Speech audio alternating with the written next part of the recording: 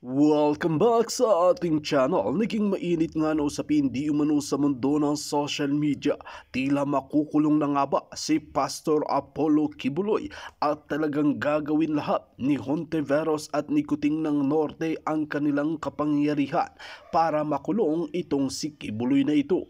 Dito natin makikita mga kaibigan, matatandaan natin na isa nga si Kibuloy na talagang tagahanga at supporters ni VP Sara Duterte at ni former President Rodrigo Duterte. Ngayon nga ay talagang iniisa-isa na ang kakampi nga ni VP Sara Duterte at ni Tatay Digong.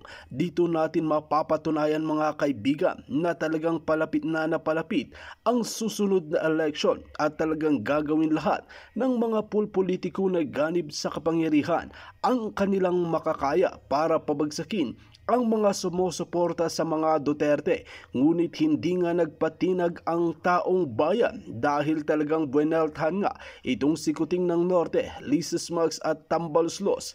Dito nga natin mapapatunayan mga kaibigan na gusto na nilang maghari-harian sa bansang Pilipinas ng dekada-dekada na naman. Dito natin makikita na banat naman ng maraming netizen na dapat na talagang ilabas ang mga pruweba at mga ebidensya sa pagkapulburonik ni Kuting ng Norte na ito. Ngunit banat nga ng iba at banat na batikang mga abogado at mga attorney ilalabas sa tamang panahon para naman talagang makukulong at mapaparusahan at dadagdagan pa ang mga pruweba. Well mga kaibigan, para nga sa karagdagang impormasyon, panoorin nga natin ang buong video. At kung bago ka lamang sa aking channel, huwag kalimutan i-click ang subscribe button at notification bell para lagi kang updated sa ating mga bagong video. At para sa sulit viewers natin dyan, maraming salamat sa walang sawang pagsuporta. Gamit ni Lisa Smugs ang mga troll, mga bayaran. Diba? Paniniwalaan nyo ba yan? Na ibig sabihin, pag sinabi ng mga trolls na si Maharlika ay ganito, ganyan, paniniwalaan nyo ba? Paniniwalaan nyo ba na ito ay utos ni Lisa Smugs? Paniniwalaan nyo ba ang lahat ng akusasyon kay Pastor? Lahat. Paniniwalaan nyo ba ang mga demonyong trolls na dapat daw si Kibuloy ay ganito, ganyan? Kasi yun ang gusto nila. Yun ang gusto ng demonyo. Yan ba ang what do you call it? Ang hustisya sa ating bayan na kapag sinabi ni Hontiveros, pag nagkaray-karay si Hontiveros ng mga demonyong mga witnesses at kung sino, ay paniniwalaan na lang natin. Kahit sino, pwedeng magkaray, magbayad si Lisa na si Maharlika ay nagpokpok sa ganitong lugar, sa Cebu, kahit hindi. Paniniwalaan nyo ba? Doon sa mga nakakilala sa akin, pagtatawanan lang kasi I never been to Cebu. Si Maharlika ay nagganito ng ganyan. Oh, pero bakit wala kayong maibato na si Maharlika ay nagnakaw? Wala. So, paniniwalaan nyo ba kaagad ang mga eksenang binabato sa isang tao dahil ginagamit lang sila ni Lisa Ahas Araneta Smugs to destroy me para tumahimik ako. Kaya katulad ni Pastor Kibuloy, ako rin ay tinamnan ni Lisa Ahas gamit niyang bayaran, lahat ng bayaran niya mga proxy dyan sa Pilipinas. Pero hindi ako papayag na ako'y gipitin. Sabi ko nga sa huling patak ng dugo ko, Lisa, pukatang ina ka, kakarayin kitang hinayupa ka. Hindi ka makakaligtas. Kahit patayin mo pa ako, ikaw ay hindi mangwawagi. Dahil ikaw ang idinaklara ko, mga kababayan, you have to know na dinaklara ko po sa Federal Bureau of Investigation at sa iba pa, hindi ko na lang sasabihin. Yung mga taong kinakausap ko na ngayon, pinapaalam ko na sa buong Amerika na ang mastermind ng pagpapapatay o ipapagpatay sa akin in the future ay ang Marcos Jr. at Ahas. Sila, inilagay ko po sila sa record para proteksyon sa akin. Yes, 10 ng pamilya niya. Pati si Romualdez, pati si Sandro Marcos, inilagay ko na sila ang persons of interest. Pati si Robles, lahat mga putang niya, marami, mahaba ang listahan na sila ang magpapapatay sa akin dahil yan ang intensyon nila. Papatayin tayong lahat, literally, para tumigil na tayo. Yan din ang ginagawa kay Pastor Kibuloy.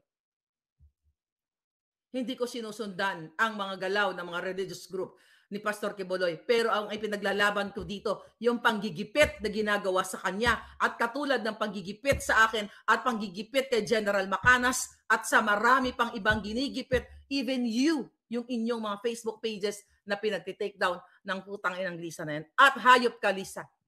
Hindi pa po tapos, okay? Ang mga ebidensya natin.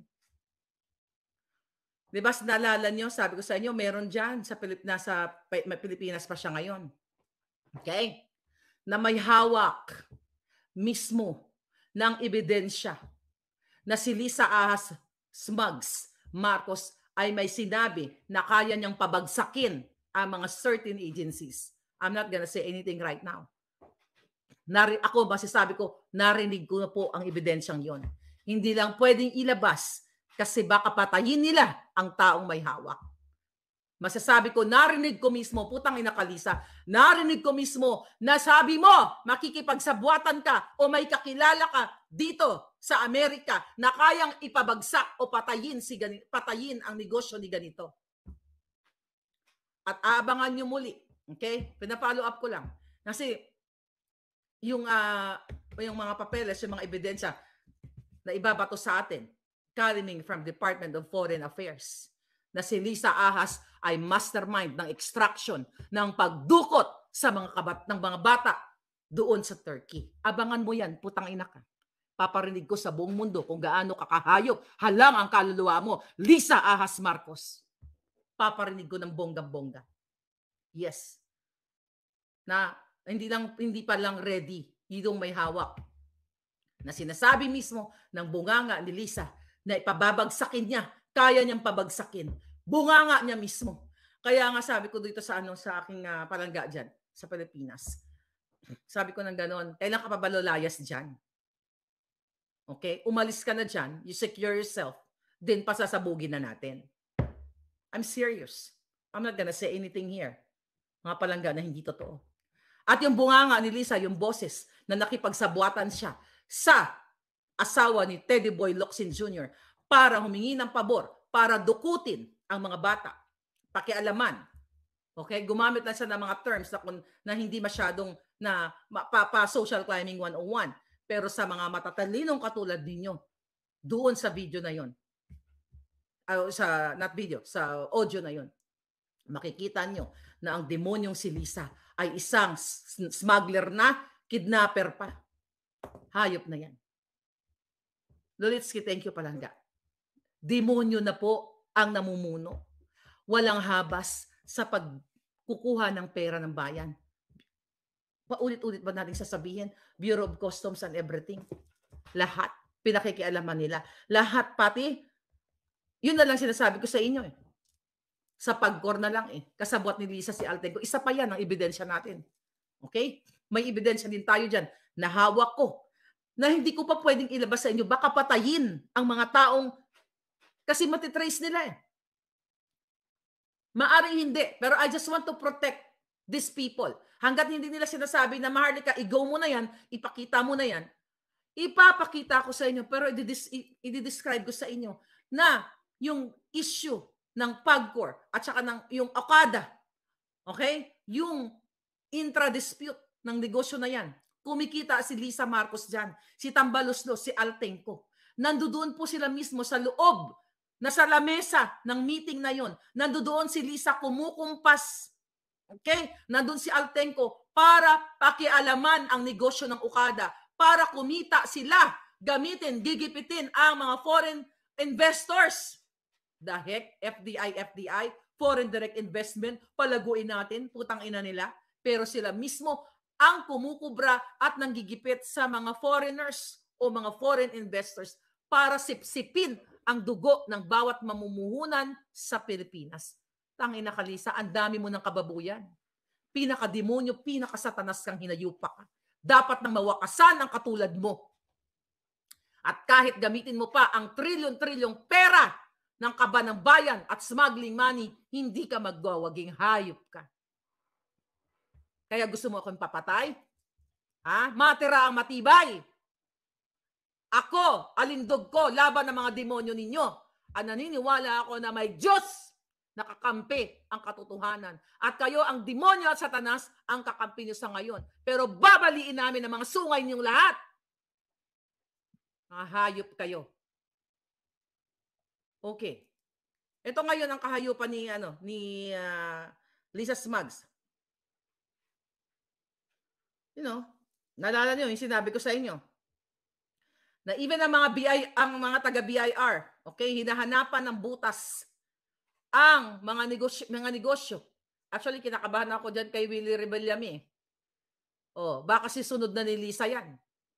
Nahanapan ng butas, di ba? Si Willie nandoon nung 2 rally. Baka isusunod na rin si Willie lahat ng kumakampi kay Duterte o lahat ng mga nagkikriticize ay tatamnan nila ng kaso o sisilipin nila lahat. Okay? Diba sinabi ko rin sa inyo na malaking pera ang inilaan ni Marcos Jr., ni Lisa As, ni Tambaloslos para patahimikin ang katulad ni Maharlika. Ito pa rin, binabasa ko pa rin po yung message sa atin noong November 18 ng ating puting ahas. Okay? Si Maharlika ang numero 1 target ni Tambaloslos at mga aso ni Ahas. Okay? Kung sino, okay? Nahanap kung sino ang tamang linya papunta sa kanya o di kaya magkano ang halaga kapalit ang pananahimik ni Maharlika. Di ba? Ito, sinabi ko na to sa inyo. Naghanap, November pa lang. Di ba? Kaya sabi ko, may mga tumatawag sa akin na name your price. Walang kapalit po ang pakikipaglaban ko sa putang inang mga. Hindi ko kailangan ng bilyong pera. Hindi ko kailangan ng pera na galing sa nakaw ng bayan. Nakaw sa pera na ninyo. Mabubuhay ako kahit na magtinda ako ng banana Q o kahit ano paman. Mabuhay lang ng patas sa mundong ito. Pero hindi ako papayag kahit sinong linya pa ang papuntahin ni Lisa Smugs para patahimikin ako. Dahil hindi po ako tatahimik. Ang patatahimikin natin sila, ang mga demonyong katulad nila, ang dapat tumahimik sa paggagasta, sa pagnanakaw, sa pag-aalipusta, paglalapastangan, at pag-party-party everyday. Sila ang patatahimikin natin gamit ang katotohanan, gamit ang mga power ninyo, gamit ang boses ninyo. Sabi nga, ibalik ang kalayaan at karapatan sa taong bayan doon sa rally ng Kingdom of Jesus Christ kanina dyan sa Pilipinas. Ito, November 18. Okay? Naghahanap ng tamang linya. Okay? Kung magkano ang halaga at kapalit ng pananahimik. Okay? Tanggap at adminado sila. Kuting na siya ang number 1. Ito pala, hindi ko yata nasabi sa inyo. Tanggap at aminado si Ahas at si Kuting na si Maharlika ang number 1 media assassin. At kung hindi makontrol, ay malaking sakit ng ulo at balakid sa kanilang mga plano. See? Coming from hindi ko yata nabanggit ito number 1 assassin, Ako talaga sakit ng ulo nyo. Okay, kaya gusto nyo ako papatay? Ako ang isa sa mga nagsuporta sa inyong mga hayop kayo.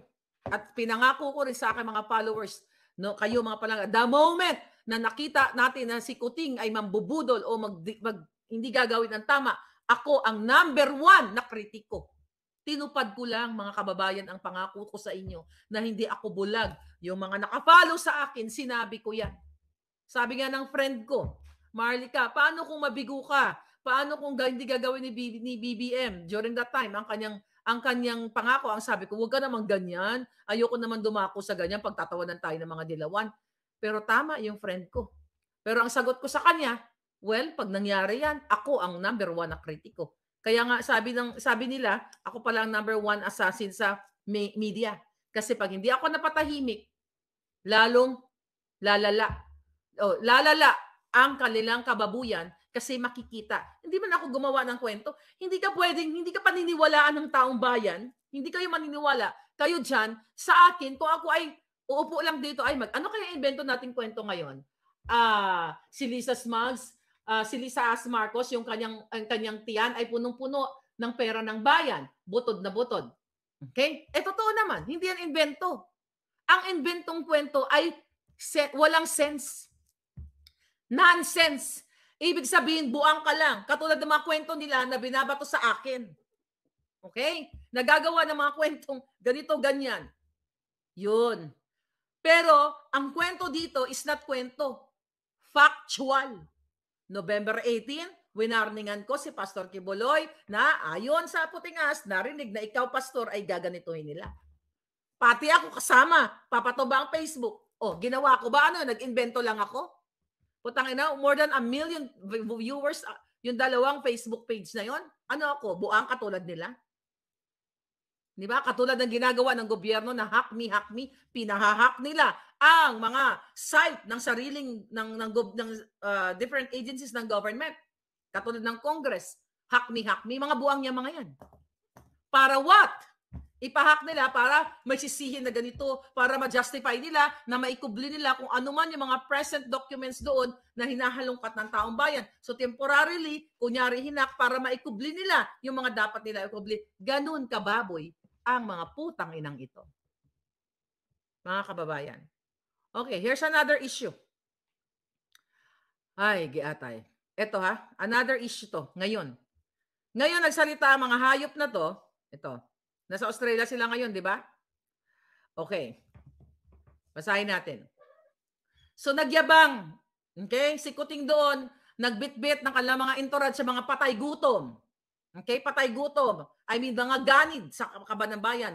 Lumamon ang mga hayop na yun doon sa Australia. Dinala ang kanyang asawang si Ahas na mukhang kordoroy, nawaman lang ka, walang dating-dating. Tama ba yan? Laging bangag. Kapag ikaw ay nasa event, o sa isang ganyang pagtitipon, kahit sa birthday lang, di ba? Uupo ka ng ganyan.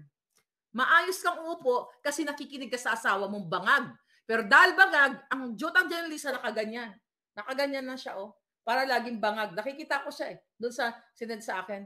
Puti sana, kung kahit nakaganito siya, eh may ano siya, may alindog siya. Kaso mukhang corduroy talaga yung mukha. Nakaganyan siya. Tama ba yan? Nakulang na lang matulog ka doon sa event? Dahil ano, bangag kayo kagabi o lasing na sa alak? Nakita nyo? Ngayon, mga kababayan. Thank you, Palangga. Cora McCarver, thank you so much. I'll tell you something na pabubudol sa inyo. Nagsalita, di ba? Doon kasama niya yung DTI secretary. Basahin natin to. Pinagmalaki ng mga putang ina. GMA News. Itong mga media na to, nabusala na rin lahat to. 1.53 billion worth of investment sealed between Philippines and Australia, sabi ni DTI Pascual. O, di ba? Kung tanga ka at nagpapabudol ka, maniniwala ka na mayroong pumasok na 1.53 billion doon sa pagpunta ni Kuting sa Australia. Kung tanga ka. Kasi hindi ka tanga kasi nakatuto ka kay Marlica, di ba? Okay. Basahin natin ang kademonyohan nila. Dated March 4, kani-kanina lang. A total of 1.53 billion investment were sealed between the Philippines and Australia at the sidelines of the ASEAN-Australia Special Summit, sabi ni Trade Secretary Pascual. O, di ba? Habang nandoon si Kuting, nakipag-meeting, nakipag-social climbing ang Jutang Ginimes at nag-alay-alay ng bulaklak doon sa mga sundalo ng Australia. Tapos sa atin, ni isang bulaklak, walang inalay sa mga fallen heroes. So, balik tayo, mga kababayan. Pag pinakinggan mo at ikaw ay budol na budol ni Kuting, akala mo totoo na mayroong 1.53 billion na na-sealed on the sideline. Okay? Pascual made the announcement during the Philippine Business Forum here attended by Bangag na Bangag Marcos. Sabi ni Pascual, we are representing 14 business agreements that have been signed, and these agreements are poised to drive our investment relationship and contribute to the Philippine economic. Silyado na raw. Okay? Basahin natin dito kung paano nagsilyado yan. The total value of Australian investment in the Philippines that will be presented today is 1.53 billion US dollars. All right? Pascual said the agreement signified the Philippine government unwavering commitment to excellence and fruitful partnership. Mayabong, okay? Na kanilang pagkipag-partner sa Australia, hindi sa kanilang mga visit-visit ngayon. Visit-visit ang mga buisit-buisit. Okay, spanning diverse sectors such as renewable energy, doon daw mag-invest, waste to energy, technology, organic recycling, countryside housing initiatives. Putang ina, housing initiatives ang 1 million per year na pangako ni Kuting. Nasaan na ang 1 million per year na ipapatayo niyang bahay para sa mga low income? Nga, wala. Balik tayo dito. Okay, ito daw, mga manufacturing, health technology solution, Ito ay puro pangako lang. Pascual also said the sectors are indicative future Philippine-Australia business engagement as they serve as tangible outcomes of investment promotion and will anchor ongoing Philippine-Australia business engagement. Sabi ko nga, pag tanga ka, akala mo may pumasok na 1.53 billion US dollar na bibit-bitin si Kuting mula sa Australia. But wait a minute, tuloy natin ang balita. Okay? This will provide a solid foundation for sustained growth and manual and mutually beneficial partnerships in the year's end. Ganda-ganda pakinggan, di ba?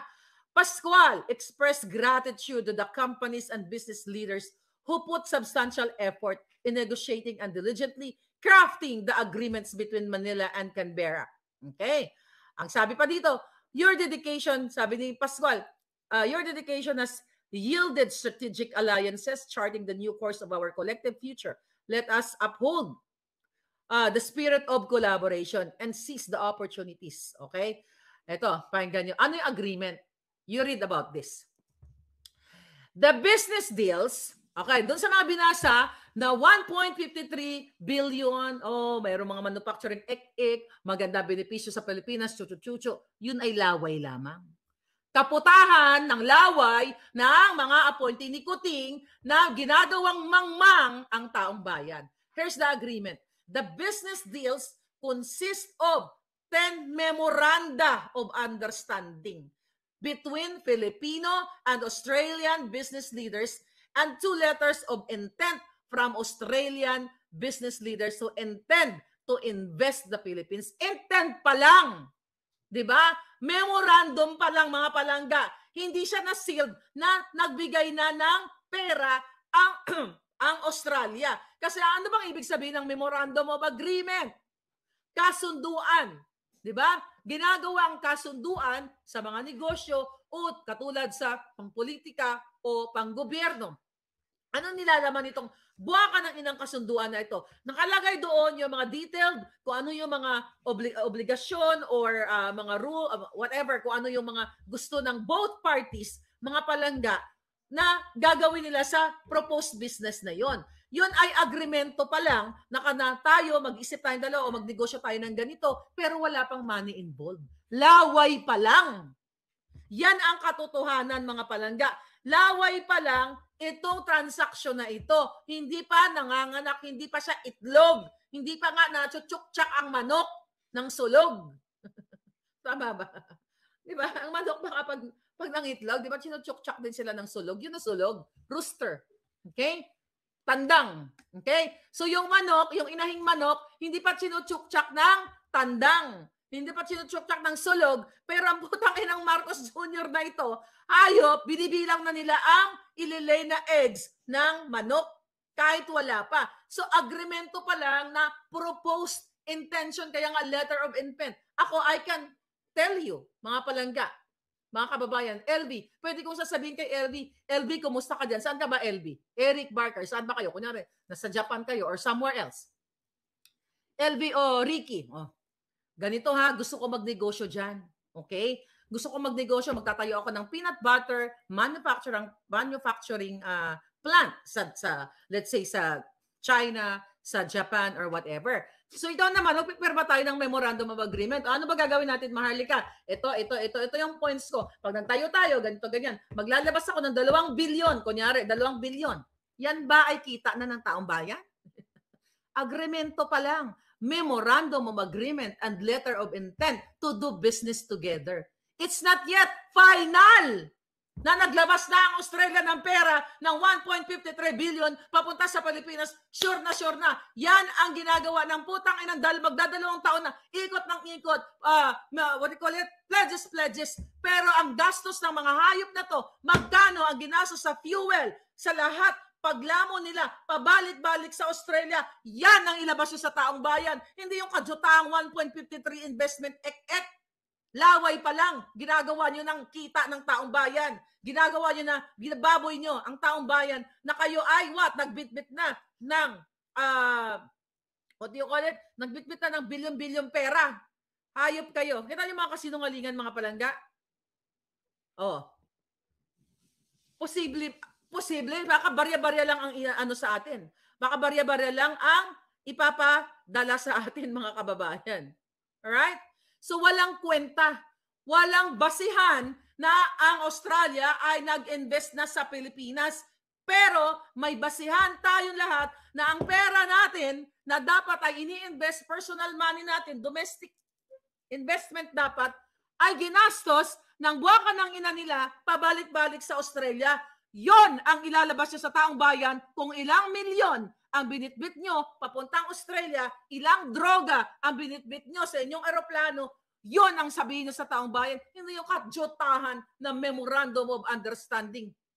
I myself, pumirma ako ng Memorandum of Understanding together with, noong panahon ni Duterte. Pumirma ako dyan, may picture ko. I forgot the name of the agency with DG, Director General, I forgot her name, pero kakaibigan ko yon sa PESA.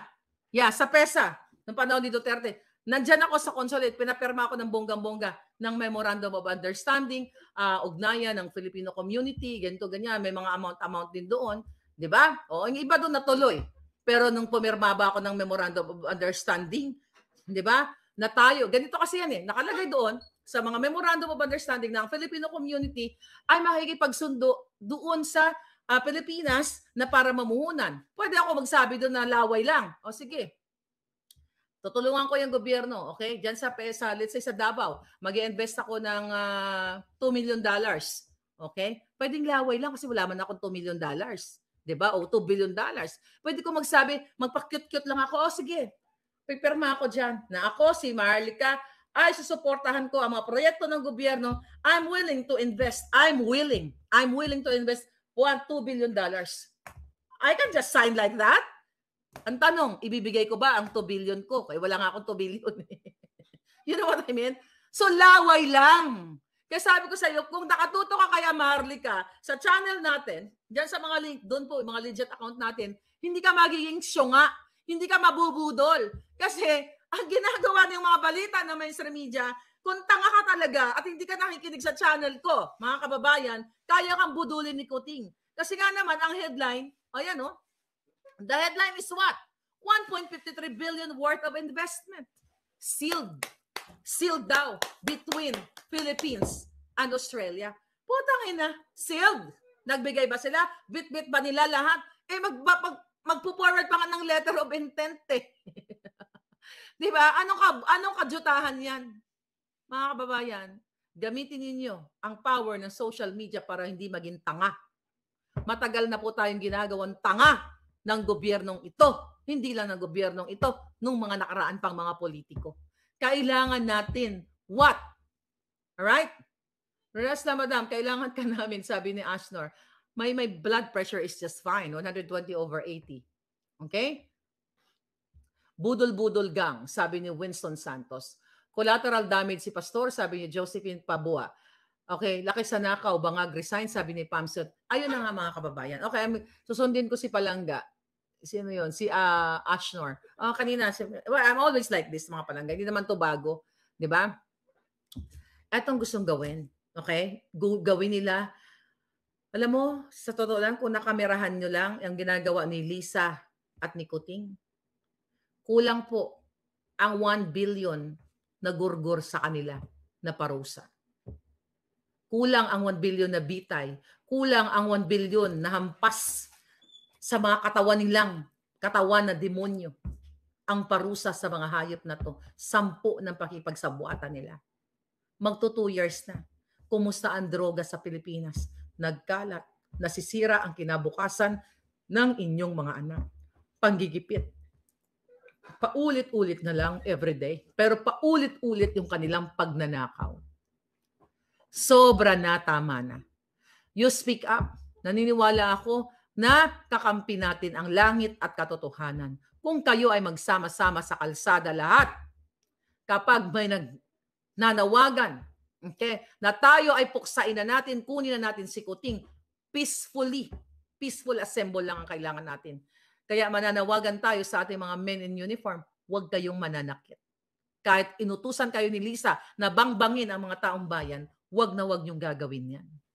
Dahil unang-una, baka habang nagbabangbang kayo, mayroon akong puting ahas sa likod niyo, babangbangin din kayo. Seryoso ako.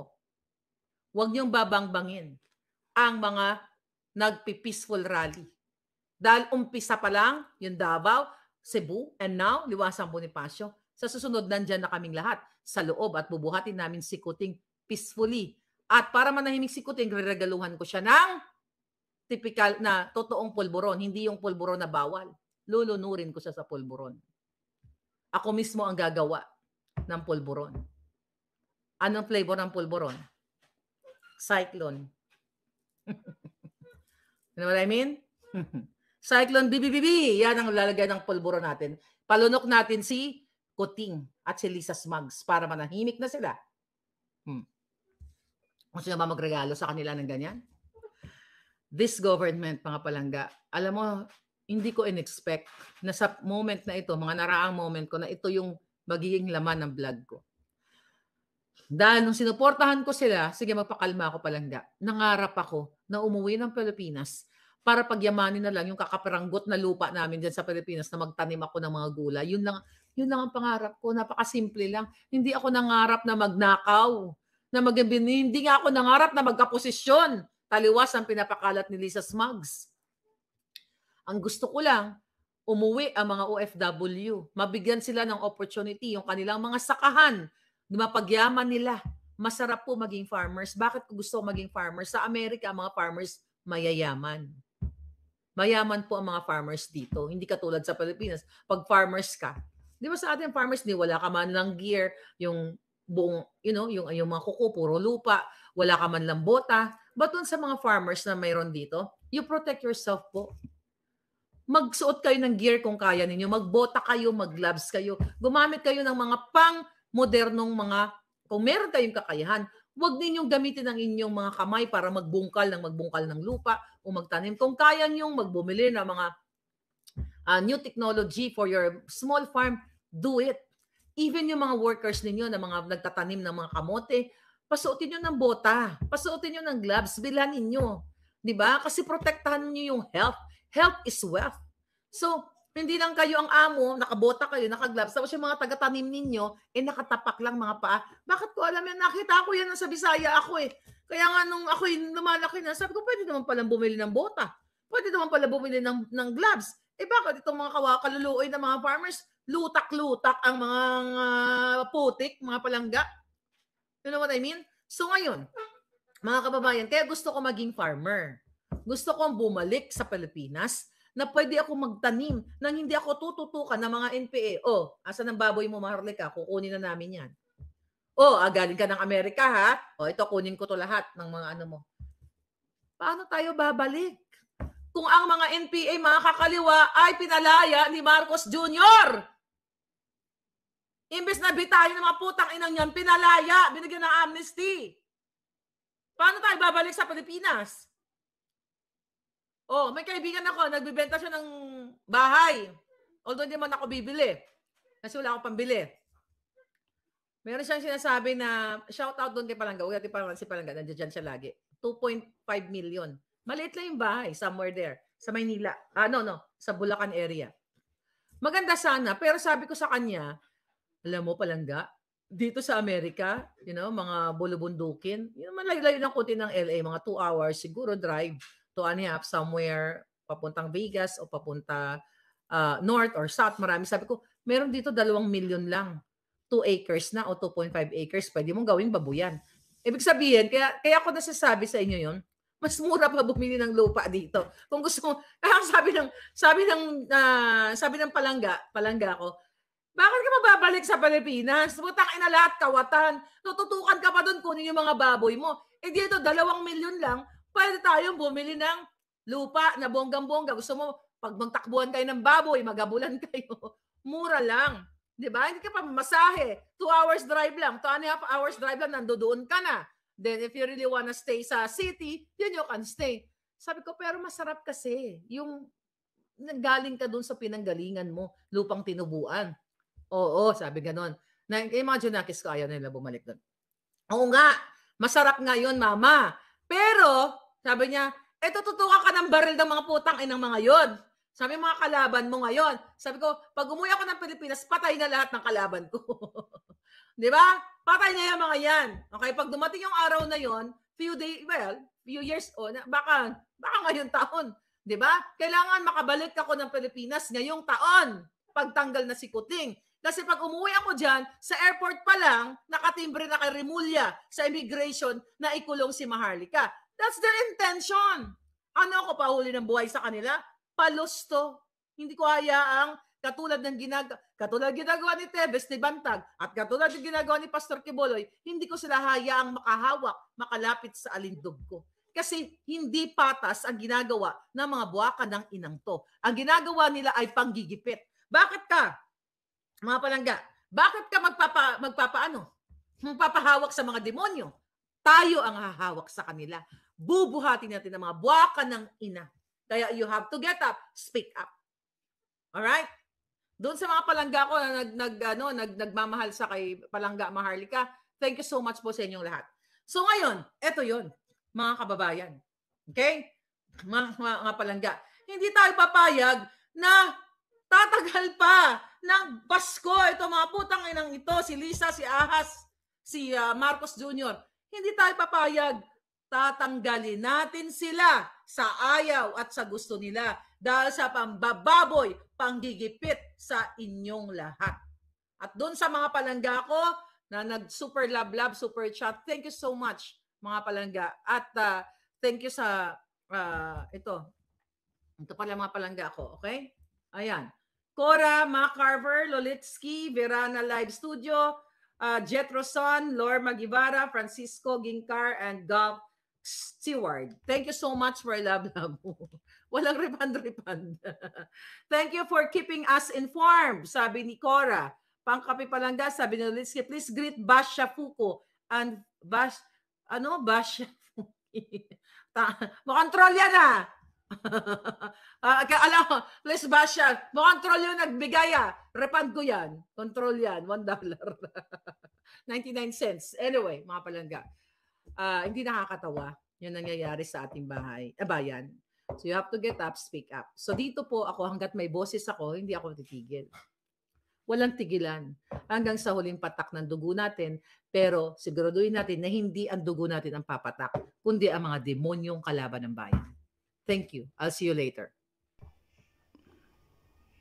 Dito nga natin makikita mga kaibigan, ang mga kalbalbalan at karumal-dumal na ginagawa sa bansang Pilipinas ay talagang pinapabayaan lamang ni Kuting ng Norte dahil alam niya na siya ang makikinabang pagdating sa mga ganitong bagay dahil malaking pera ang kanilang nakukuha at talagang nabubulsa. Walang-wala na nung sinabi nila at pangako nila noon na kung uupo si Kuting ng Norte na ito ay mababayaran ang utang ng bansang Pilipinas. Ngunit mas lalo pa itong lumubog. Well mga kaibigan, kung kayo ang tatanungin, ano ang inyong mga opinyon? Just comment below sa ating comment section at ating pag-uusapan.